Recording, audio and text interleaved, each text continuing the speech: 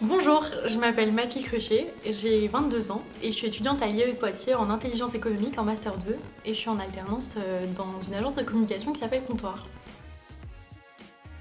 Alors j'ai choisi une formation en IAE un peu par hasard au départ, je suis arrivée à l'IAE et on m'a proposé cette formation et je m'y suis vraiment intéressée et je m'y suis investie grâce à l'IAE et aujourd'hui je suis très contente de faire cette formation. L'IAE pour moi, c'est une manière de penser stratégique. C'est aussi la maîtrise de l'information dans l'entreprise, donc collecter, traiter, analyser l'information pour ensuite la diffuser auprès des personnes qui en ont besoin.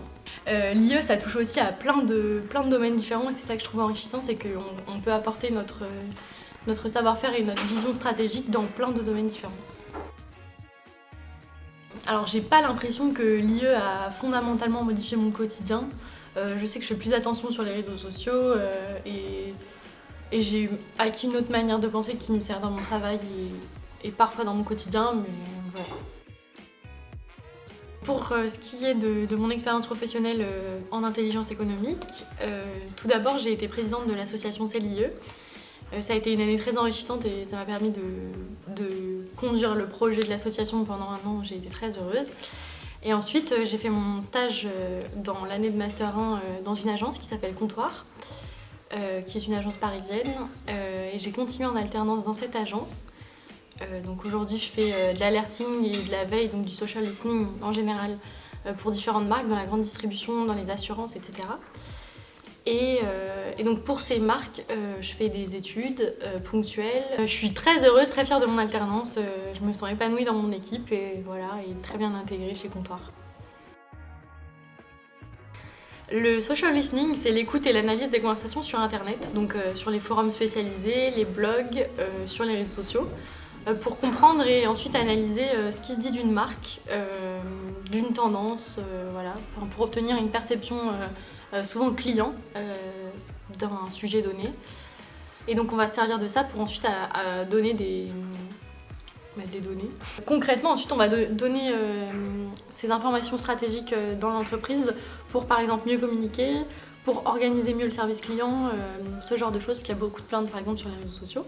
Le social listening, c'est une tendance qui est assez récente et émergente, puisque aujourd'hui on s'appuie beaucoup sur l'opinion du public pour la réputation d'une marque. Ça peut aussi être l'écoute en ligne de ce que disent les collaborateurs d'une marque dans le sens marque employeur. Dans un contexte social, par exemple, ça s'applique bien en ce moment avec les grèves, mais voilà, dans tout autre contexte, on va écouter ce que disent aussi les collaborateurs de leur bien-être en entreprise. Alors souvent, quand on est en entreprise, on ne voit pas toujours ce qui se passe dans l'environnement de notre marque.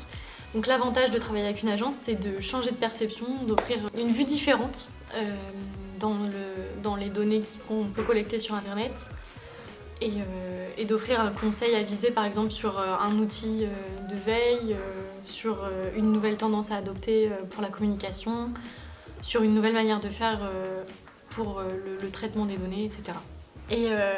Et ça s'applique bien aussi ce principe au fait que quand il y a une crise pour une entreprise, elle va se sentir tout de suite très, très vite marquée par cette crise justement. Alors qu'en fait si on se défocalise un peu du sujet et qu'on regarde en gros ce qui se dit par exemple sur Twitter, on va se rendre compte que c'est une goutte d'eau dans tout ce qui s'est dit dans une journée sur Twitter et que la crise au final elle est pas si grave que ça. Voilà. Au quotidien, j'utilise Excel et PowerPoint qui sont des basiques pour traiter, analyser et ensuite diffuser des données pour un client. Et ensuite, dans les outils de veille, j'utilise une pluralité d'outils. C'est ça aussi l'avantage d'avoir plusieurs clients, c'est qu'on s'adapte à leurs besoins et que donc du coup on est formé sur différents outils et sur leurs fonctionnalités. Donc j'utilise Talkworker, Radarly, Synthesio pour ne citer que, et bien évidemment TweetDeck et d'autres outils.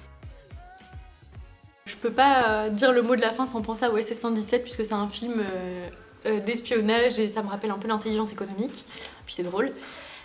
Donc mon mot de la fin ce sera habile.